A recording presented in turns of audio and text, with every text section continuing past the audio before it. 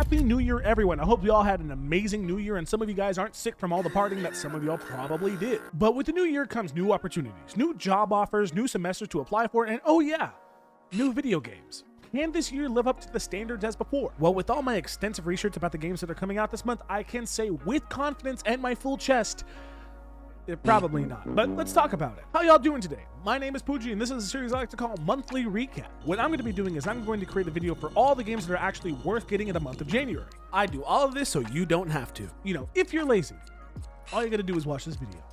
Now, like I stated before, when you compare last year's January with 2025's January, it is a night and day difference of the quality of the type of games that are released, but that doesn't mean that there aren't one or two hidden gems this month that might actually surprise you. Let's talk about them. Stick around. As per usual with every single month, there is around 1.5 billion top-down and side-scrollers coming out for consoles and PC, and in an effort to make my video shorter than 8 hours long, I am not going to be going into extensive details about every single one. Instead, what I will do is I'm going to create a compilation of all the games for you to see, because while most people won't play these, who knows? Someone out there actually might.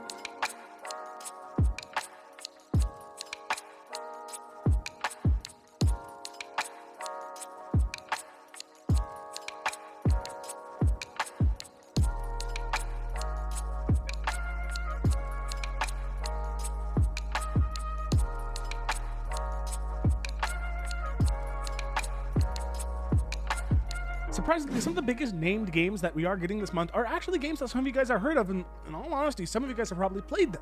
And the reason for that is Sony is once again giving into their PC master race and going against their word by releasing more games onto Steam. And the ones that are being released this month are some pretty big hitters. One game being the official PC release of Spider-Man 2. At this point, I think the only way that you haven't played this game is because you genuinely have no way to access a PlayStation, which is very good for everyone out there who uses PC. The next game that is releasing on PC less than a year after its release is Final Fantasy VII Rebirth.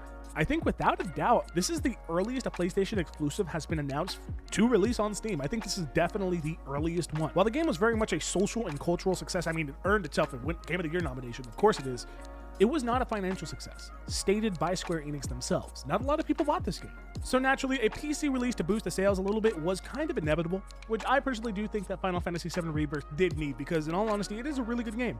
I think you guys should probably check it out. However, there is one caveat to these. A word of caution to all people who are thinking about picking up one of these two games. PC ports for contemporary PlayStation games have not had the best track record, and that's putting it extremely lightly. I'm not even joking.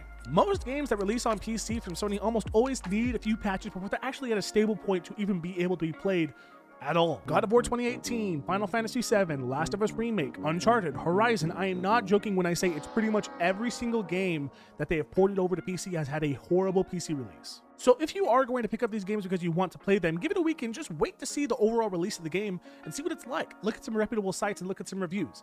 Learn from history.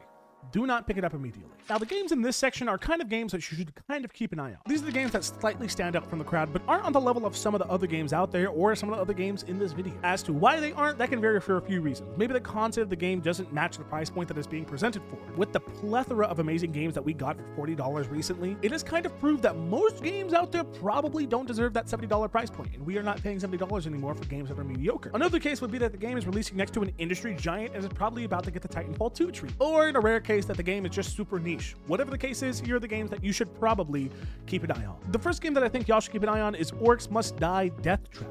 Orcs Must Die is very much a long-lasting game series that takes a tower defense type of style and puts yourself into the action like no other game. If you're having a hard time imagining what the gameplay loop is like, it's very similar to Gears of War Horde mode from back in the day. Now, I will state, is this the next game of the year? Is this game going to push boundaries of games for the next couple of years? Is this game going to be talked about years from now? You know, in all honesty, probably not.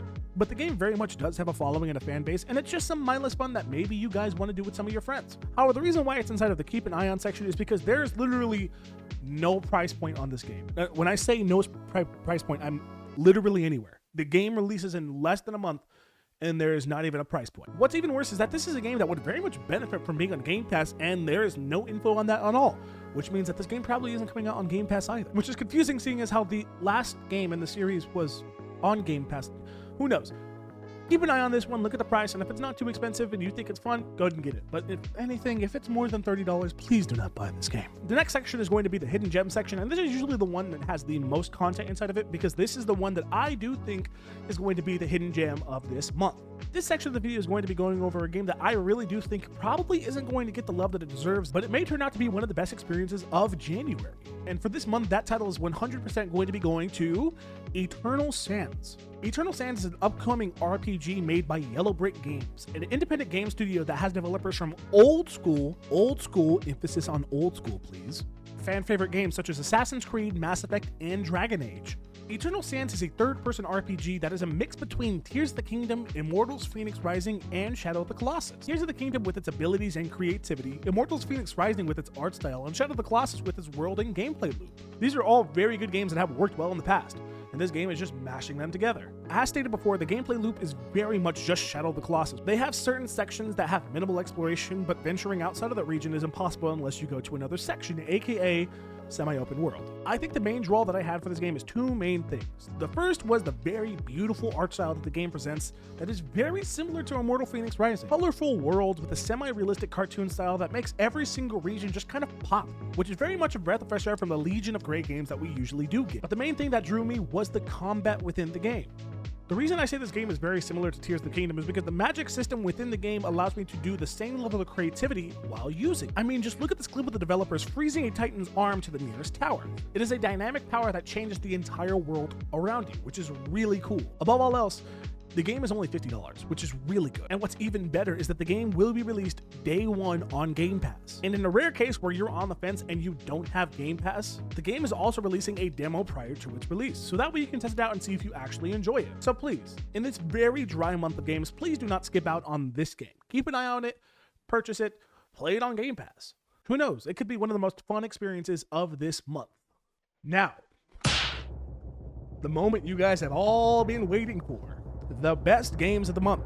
These are the games that will more than likely be some of the best experiences coming out this month, with the first one being Sniper Elite Resistance is another iteration of the franchise that kind of runs in tandem with the story of Sniper Elite 5. I wish I could kind of provide a longer explanation for what this game is, but I mean, it's Sniper Elite. Either you like the game or you don't. It's kind of self-explanatory. However, I will state that the one main draw for this game is that there is a co-op campaign within it. Very similar to that previous game, the developers have stated that feature is coming back, so you can play Sniper Elite with your friends. Like I said, I wish I could make this section longer, but it's Sniper Elite. This is no different than me saying Call of Duty. You either want it or you don't. But the true #1 game of this month that I do think is probably going to provide the best experience this month is, without a shadow of a doubt, Dynasty Warriors. For all those who complain that old school action games have been kind of pushed to the wayside by Souls-like nowadays, Dynasty Warriors is very much a game for you because it is heavily inspired by classic action adventure games because, well, Dynasty Warriors was one of those classic action games. Dynasty Warriors Origins is a game set in ancient China with a new protagonist meant to kind of reset for the fans, allowing new ones to join in as well. Hint, hint, if you've never played the game, now is your chance. This game has its staple large-scale battles from the previous games, as well as the duel system for special enemies within as well. The bread and butter of this game is its RPG system. The customization in the game kind of takes center stage with its robust RPG system, mainly coming up from the weapons and skills and just the armor sets inside of the game.